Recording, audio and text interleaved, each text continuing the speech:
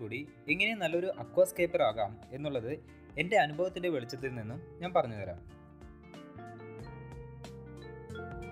ഒരു അക്വാസ്കേപ്പ് ചെയ്യുമ്പോൾ നമ്മൾ ഏറ്റവും കൂടുതൽ ശ്രദ്ധിക്കുന്നത് അക്വേറിയത്തിൻ്റെ ഇൻറ്റീരിയർ മാത്രമാണ്. പക്ഷേ അത്രത്തോളം തന്നെ പ്രാധാന്യം അർഹിക്കുന്നതാണ് അക്വേറിയത്തിൻ്റെ ഉറപ്പും ഭംഗിയും. അക്വേറിയത്തിലെ വാട്ടർ വോളിയം കണക്കാക്കിക്കൊണ്ട് ഗ്ലാസ് തിക്നെസ് കൂട്ടിക്കൊണ്ട് അക്വേറിയത്തിൻ്റെ സ്ട്രെങ്ത് നമുക്ക് ഉറപ്പുവരുത്താം. അക്വേറിയം എത്ര പെർഫെക്റ്റ് ആയിട്ടാണോ ചെയ്യുന്നത് അതുപോലെ തന്നെ പെർഫെക്ഷനോടുകൂടി ചെയ്യേണ്ടതാണ് അക്വേറിയത്തിൻ്റെ സ്റ്റാൻഡ് അഥവാ ക്യാബിനറ്റ്.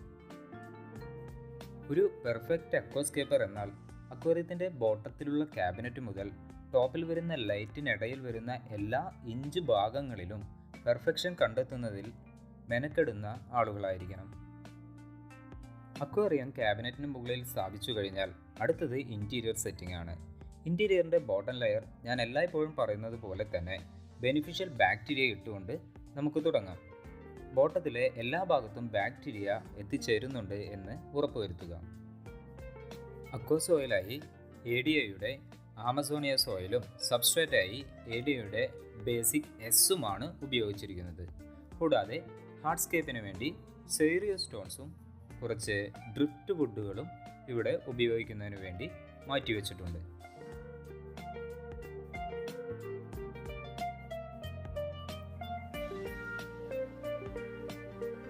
ബെനിഫിഷ്യൽ ബാക്ടീരിയയ്ക്ക് മുകളിൽ സബ്സ്ട്രേറ്റ് ആഡ് ചെയ്ത് കഴിഞ്ഞാൽ സബ്സ്ട്രേറ്റ് ഫ്രണ്ട് ഗ്ലാസ്സിലോ സൈഡ് ഗ്ലാസ്സുകളിലോ മുട്ടിക്കെടുക്കാത്ത വിധത്തിൽ പുറകിലോട്ട് വലിച്ചു നീക്കി ഇടേണ്ടതാണ്.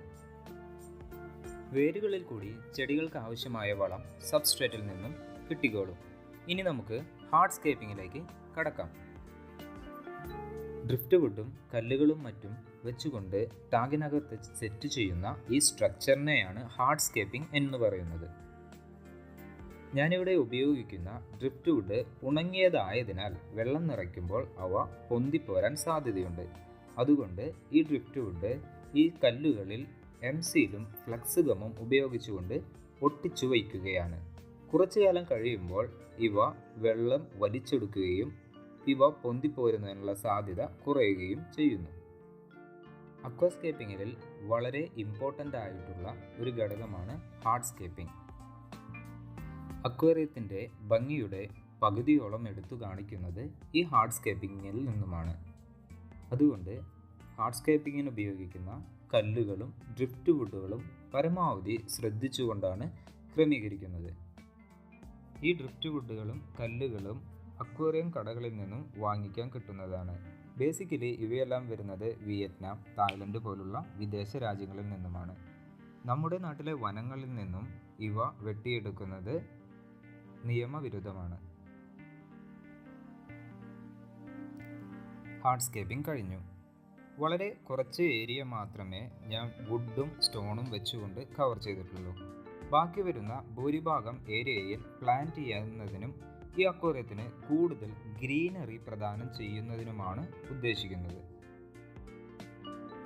നിങ്ങൾ ഈ ചാനലിൽ ആദ്യമായിട്ടാണെങ്കിൽ ചാനൽ സബ്സ്ക്രൈബ് ചെയ്ത് എന്നെ ഒന്ന് സപ്പോർട്ട് ചെയ്യുക. അതിനോട് കൂടെ തന്നെ അടുത്ത് കാണുന്ന ബെല്ലൈക്കൺ പ്രസ് ചെയ്ത് ഓൾ നോട്ടിഫിക്കേഷൻ എനേബിൾ ചെയ്താൽ ഞാൻ എപ്പോഴൊക്കെ അക്വേറിയം മെയിൻ്റനൻസിനെ കുറിച്ചും ഫിഷ് കീപ്പിങ്ങിനെ കുറിച്ചും എനിക്കറിയുന്ന കാര്യങ്ങൾ അപ്ലോഡ് ചെയ്യുമ്പോൾ അതിൻ്റെ നോട്ടിഫിക്കേഷൻ നിങ്ങൾക്ക് ലഭിക്കുന്നതായിരിക്കും. അതോടൊപ്പം തന്നെ വീഡിയോ ഇഷ്ടപ്പെടുന്നുണ്ടെങ്കിൽ ലൈക്ക് ചെയ്ത് എന്നെ ഒന്ന് സപ്പോർട്ട് ചെയ്യുക. സബ്സ്ട്രേറ്റ് പുറകിലോട്ട് മാറ്റിയിട്ടപ്പോൾ ഫ്രണ്ട് ഏരിയയിൽ കുറച്ച് എംപ്റ്റി സ്പേസ് ഉണ്ടായിരുന്നു. അവിടെയാണ് നമ്മൾ ആദ്യം തന്നെ അക്വാസോയിൽ ഇടുന്നത്. നമ്മൾ അക്വാസോയിൽ ഇട്ട് കഴിയുമ്പോൾ സബ്സ്ട്രേറ്റ് ഒന്നും പുറത്തേക്ക് കാണാൻ പാടില്ല. അതിനു വേണ്ടിയിട്ടാണ് സബ്സ്ട്രേറ്റ് ആദ്യം തന്നെ കുറച്ച് പുറകിലോട്ട് വലിച്ചു മാറ്റിയിട്ടത്. ഇനി നമുക്ക് സബ്സ്ട്രേറ്റിന് മുകളിൽ അക്വാസോയിൽ ആഡ് ചെയ്യാം.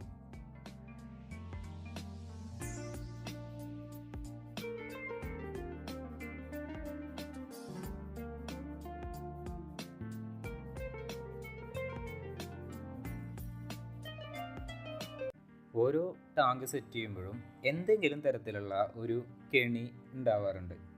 ഈ ടാങ്ക് സെറ്റ് ചെയ്തപ്പോൾ ഏറ്റവും വലിയ കെണി എന്തായിരുന്നു എന്ന് വെച്ച് കഴിഞ്ഞിട്ടുണ്ടെങ്കിൽ ഈ ഫോർഗ്രൗണ്ടിൽ പ്ലാന്റ് ചെയ്ത ഹെയർ ഗ്രാസ് ആയിരുന്നു. ഈ ഹെയർ ഗ്രാസ് ഏകദേശം 4000-നും 5000-നും ഇടയിൽ ബഞ്ചസ് ഉണ്ടാക്കിയിട്ട് കുത്തേണ്ടി വന്നു ഇതിൻ്റെ ഫോർഗ്രൗണ്ടിൽ. സംഗതി 6 അടിയോളം നീളമുള്ള ഒരു ടാങ്ക് ആയിരുന്നു. എന്നിട്ട് കൂടി 4000-നും 5000-നും ഇടയിൽ ബഞ്ചസ് ഉണ്ടാക്കിയിട്ട് അതൊക്കെ ഇൻഡിവിജ്വലായിട്ട് കുത്തേണ്ടി വന്നു. ഇത് ഈ ടാങ്കിൻ്റെ ഫോർഗ്രൗണ്ട് ഭംഗിയാക്കി എടുക്കാൻ വേണ്ടിയിട്ട്. ഇതിപ്പോൾ ടാങ്ക് സെറ്റ് ചെയ്ത് 14 ദിവസം കഴിഞ്ഞതിന് ശേഷം ഞാനെടുത്ത വീഡിയോ ആണ്. 14 ദിവസം കൊണ്ടാണ് ഈ ടാങ്കിൽ ഇത്രയും സ്പ്രെഡായിട്ട് നിൽക്കുന്നത്. ഇത്രയല്ല, കുറച്ചുകൂടിയൊക്കെ ഗ്രാസൊക്കെ സ്പ്രെഡ് ആവാനായിട്ടുണ്ട്. ബാക്ക്ഗ്രൗണ്ട് പ്ലാന്റ്സൊക്കെ നല്ല രീതിയിൽ വളർന്നു വരാനൊക്കെ ആയിട്ട് ഉണ്ട്. അപ്പോൾ ഈ 14 ദിവസം കൊണ്ട് മാത്രം ഈ ടാങ്കിന് വന്നിട്ടുള്ള അച്ചീവ്മെൻറ്റ് അല്ലെങ്കിൽ ഗ്രോത്താണ് നമ്മൾ ഈ കണ്ടുകൊണ്ടിരിക്കുന്നത്. ഇതിൽ നമ്മൾ ഫിഷിനെ ആഡ് ചെയ്തു, കാർബൺ ഡൈ ഓക്സൈഡും മറ്റും ആഡ് ചെയ്ത് കൊടുത്തിട്ടുണ്ട്. അതുപോലെ ഫിഷിനെ നമ്മൾ ഈ ടാങ്കിലേക്ക് ചൂസ് ചെയ്തതെന്ന് വെച്ച് കഴിഞ്ഞിട്ടുണ്ടെങ്കിൽ 150 കർദിനാൾ ടെട്രകളെയും അതുപോലെ തന്നെ 50ഓളം യെല്ലോ സീബ്ര ഡാനിയോസിനെയും അതുപോലെ തന്നെ 60 അമാനോ ഷ്രിംസിനെയും പിന്നെ 150ഓളം ബ്ലൂവും റെഡും യെല്ലോയും കളറുള്ള ഷ്രിംസിനെയുമാണ്. ഇത്രയും ഫിഷസ് ആണ് നമ്മളിതിലേക്ക് ആഡ് ചെയ്ത് കൊടുത്തിട്ടുള്ളത്. ഞാൻ ഇതുവരെ ചെയ്തിട്ടുള്ള പ്ലാന്റ് ടാങ്കുകളിൽ വെച്ച് ഏറ്റവും മനോഹരമായിട്ടുള്ള ടാങ്ക് എന്ന് എനിക്ക് ഫീൽ ചെയ്തിട്ടുള്ള, എനിക്ക് അത്രയും സാറ്റിസ്ഫാക്ഷൻ കിട്ടിയിട്ടുള്ള ഒരു ടാങ്കാണ് ഈ അക്വേറിയം. ഇതിനെക്കുറിച്ച് നിങ്ങളുടെ അഭിപ്രായങ്ങൾ, നിങ്ങൾക്ക് ഈ ടാങ്കിനെ കുറിച്ചുള്ള അഭിപ്രായങ്ങൾ കമൻറ്റ് ബോക്സിൽ തീർച്ചയായും രേഖപ്പെടുത്തുമെന്ന് വിശ്വസിച്ചുകൊള്ളുന്നു. ഇതിൻ്റെ കൂടെ തന്നെ ഇതിൻ്റെ ബാക്ക്ഗ്രൗണ്ടിൽ ഉപയോഗിച്ചിരിക്കുന്ന ചെടികളെ കൂടി ഒന്ന് പരിചയപ്പെടുത്തി തരാം.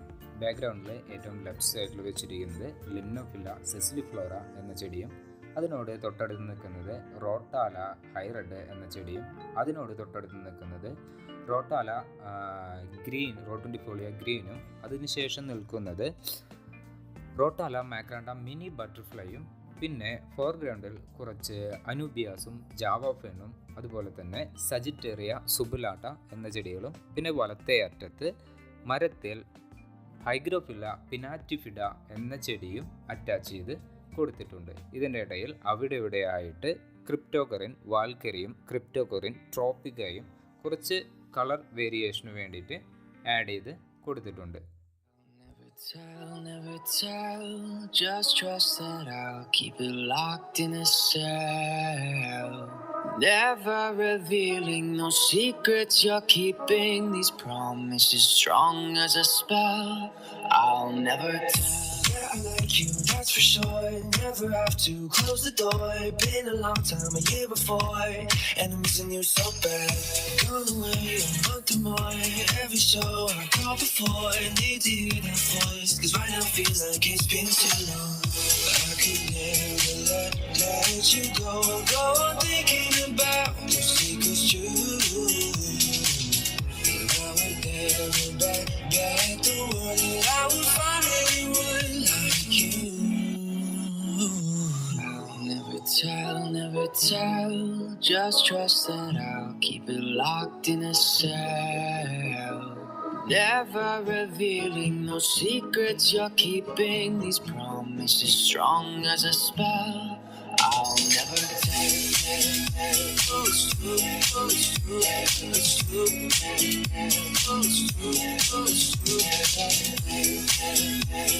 true, oh, it's true, it's true, oh, it's true, oh, it's true.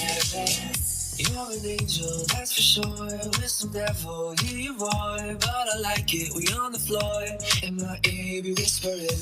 Used to have fun, now I'm bored. Do I miss you? Yes, of course. Think about that time when we stayed up all night talking. I could never let you go.